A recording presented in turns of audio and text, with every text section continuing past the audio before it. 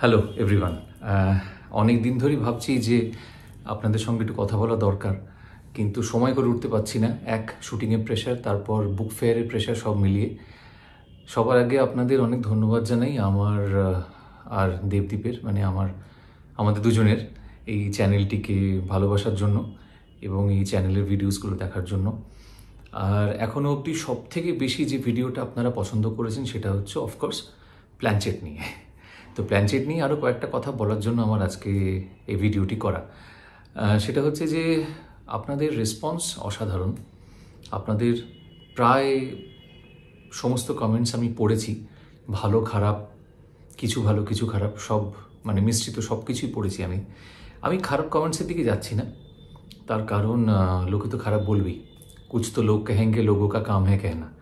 তো অনেকে ইয়ার্কি মেরেছেন, মজা করেছেন, অনেকে বলেছেন যে এটা একটা বুজরুকি, প্ল্যানচেট হয় না। আমি ওসব নিয়ে কোনো কথাই বলছি না, কারণ মানুষের মুখ আর চলার পথ এই দুটো বন্ধ করা যায় না। তো লোকে বলবেই খারাপ কথা। আমি যারা ভালো কথা বলেছেন তাদের তো ধন্যবাদ জানালাম। আর দ্বিতীয়ত যারা কিছু জানতে চান প্ল্যানচেট সম্পর্কে তাদের বলি যে এইবার বুক ফেয়ারে আমার একটি বই প্রকাশিত হয়েছে প্ল্যানচেট নিয়ে। বইটার নাম হচ্ছে কেয়ার অফ প্ল্যানচেট। এটা বসাক বুক স্টোর থেকে পাবলিশড হয়েছে। এইটা আপনারা স্টল নাম্বার 403-তে পাবেন, 403, গেট নাম্বার 8-এর একদম সামনে। সেখানে এই বইটি অ্যাভেলেবল আছে। এই বইটা কিন্তু একটা গল্প, মানে একটা ফিকশন, একটা গল্প, উপন্যাস। তবে আমি তো দীর্ঘদিন ধরে প্ল্যানচেট করেছি, তো সেই প্ল্যানচেটের বিভিন্ন অভিজ্ঞতা নিয়ে বইটা লেখা। এবং বইটা লেখার পেছনে আরও একটা কারণ আছে। কারণটা হচ্ছে প্ল্যানচেট নিয়ে আপনাদের অনেক প্রশ্নের উত্তর ইন্ডিভিজুয়ালি তো সবার কাছে গিয়ে দেওয়া যায় না, তো কিছু কিছু উত্তর আমি বইটির মাধ্যমে দিয়েছি। সেটা আপনারা পড়লে বুঝতে পারবেন, মানে প্ল্যানচেট কী করে করা যায়, কী করে করা উচিত, কখন করা উচিত নয়, এইসব।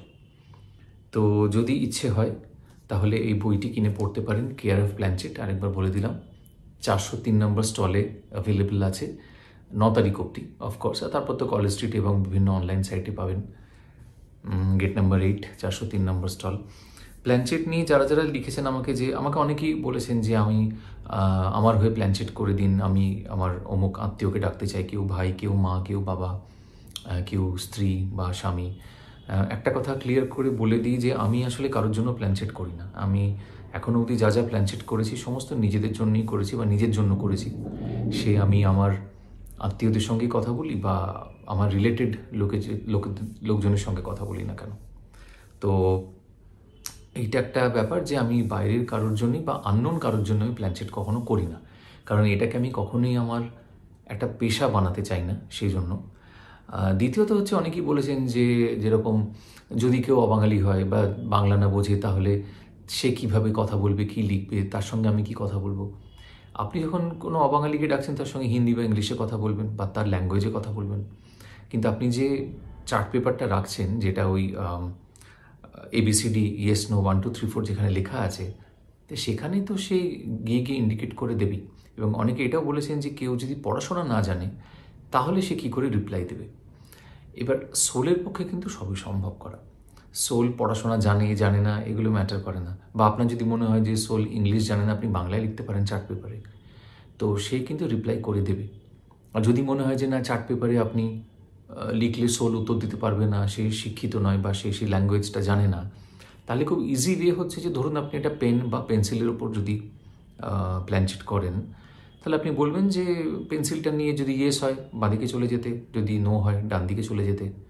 সেই মতন কিন্তু পেন্সিল মুভ করবে, পেন্সিল বা পেন বা যে কোনো অবজেক্টের উপর আপনি যদি প্ল্যানচেট করেন, সেটা যা ইচ্ছে হতে পারে, যে কোনো অবজেক্ট হতে পারে। এই বইটার উপরও আপনি প্ল্যানচেট করতে পারেন, ইট উইল স্টার্ট মুভিং। এতে কোনো বুজরুকি নেই, এটা একটা এক্সটার্নাল ফোর্স এই বইটিকে মুভ বা যে কোনো বস্তুকে মুভ করাবে। আর আরেকটা জিনিস যেটা এই বইটাতে লেখা আছে যে প্ল্যানচেট কিভাবে করা যায়, কিভাবে করতে হয়, তো সেই প্রসেসগুলো সব কিছু এক্সপ্লেন করা আছে। পড়ুন, আমার মনে হয় পড়লে ভালো লাগবে। আর হ্যাঁ, অবশ্যই এটা একটা উপন্যাস। এই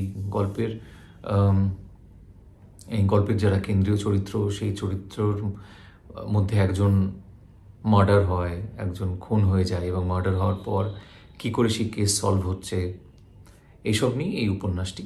তো দেখুন, পড়ে কেমন লাগে আমাকে অবশ্যই জানান কমেন্ট বক্সে। আর বইটি যদি সংগ্রহ করেন আমার খুব ভালো লাগবে। আজকের মতন এখানে বিদায় নিচ্ছি। মনে রাখবেন, কেয়ার অফ প্ল্যানচেট।